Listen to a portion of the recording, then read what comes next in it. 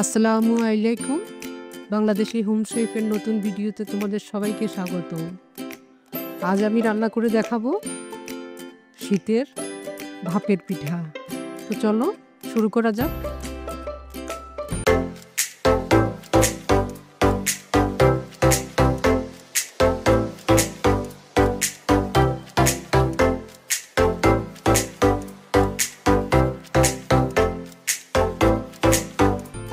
ভাপের পিঠা তৈরি করতে এখানে আমি 1 মগ পানি দিয়ে দিলাম, স্বাদ মতো লবণ দিয়ে দিলাম।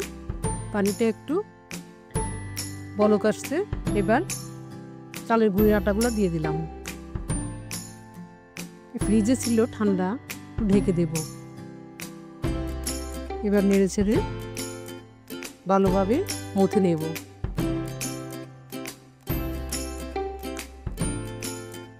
এখানে একটা পাতিলে আমি নারকেল দিয়ে দিলাম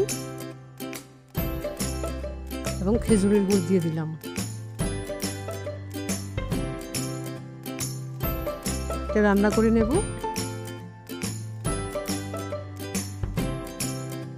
রান্নাটা হয়ে গেছে, এবার তুলে নেব।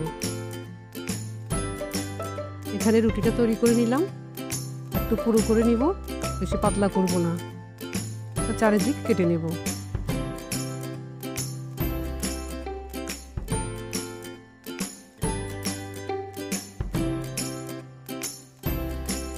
চারিদিক কাটা হয়ে গেল। এবার নারকেল পুরের মধ্যে সাদা তিল দিয়ে দিলাম। সাদা তিলটা দিলে দাঁতের নিচে পড়লে খুবই মজা লাগে। একটু নেড়ে ছেড়ে নিলাম। এবার ওই রুটির মধ্যে দিয়ে দেব পাতলা করে।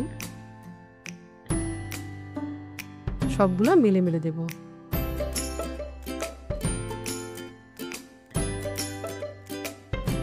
সুন্দর করে মেলা হয়ে গেছে। এবার আমি ফোল্ড করে নেব। শক্ত হাতে করতে হবে, একটু সিল করে নিতে হবে। হয়ে গেল আমার একটা, দিয়ে দিলাম। এভাবে সবগুলো করে নেব। এখানে ভাপের জন্য একটু পানি দিলাম আর পিঠাগুলো ভাপে দিলাম। হয়ে গেল আমার ভাপের পিঠা। এবার ঠান্ডা করে আমি কেটে নেব।